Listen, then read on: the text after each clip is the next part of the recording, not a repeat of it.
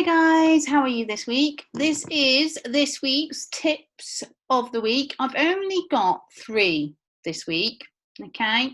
These are to do with learning all about the shutter speed when you're taking a picture. So if you've read my blog, it's how to use shutter priority, okay?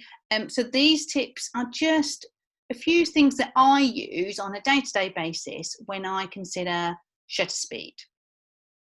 First one is whenever I'm teaching a class, I always say that if you are going to be using your camera and you're just holding it with your hands, which is referred to as handheld, don't go below a 60th of a second.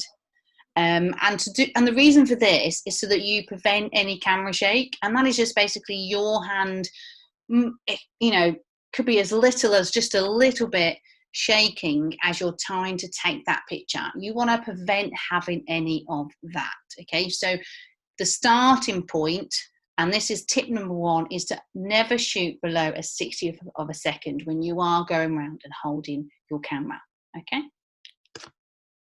Tip 2, this is what I use as a speed in general when I'm possibly using my flash as my main light source, or if I'm using any studio lights on location, and possibly sometimes I might use this speed when I'm in a studio, and that is 1/125. That is a fast shutter speed for when you are using a flash gun or a portable studio light. That's what I use on a day-to-day basis when I'm using that form of light source. The third one, now, the first 2, I've mentioned about having a fast shutter speed to prevent any camera shake or anything like that, or any movement really in your pictures. Now, don't get me wrong, when you're using 125 and you've got a really fast moving object, you could create some really nice creative blur images. But mainly, the other end of the spectrum, and this is tip 3, is to consider slowing down the speed.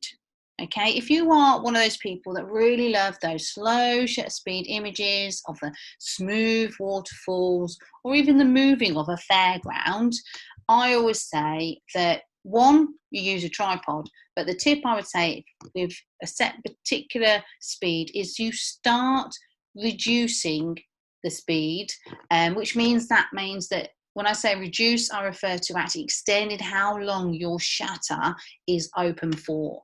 And I usually start at 1/5. Now, please don't think that suddenly, if you do 1/5, that everything in that frame is going to be slow. That's a starting point. You will need to go lower and lower and extend that time to the effect that you want to capture with your camera. Okay, so that's 3 tips this week. First one, use a 60th a second when you're hand holding the camera. Second one, use 1/125 if you're using a flashlight source or a studio portable light source. And 3 is for a starting point to capture a slow shutter speed image, start at 1/5. Okay, if you want to learn anything more about how to use shutter priority, which is what my blog is all about this week, then look at the link below and take a read. The next 2 blogs are all going to relate into 1, slow shutter speed, and 2, fast shutter speed. So if that's something that you're interested in, then look out for my tips next week or look out for my blog. Okay, have a lovely weekend and I'll see you next week. Bye.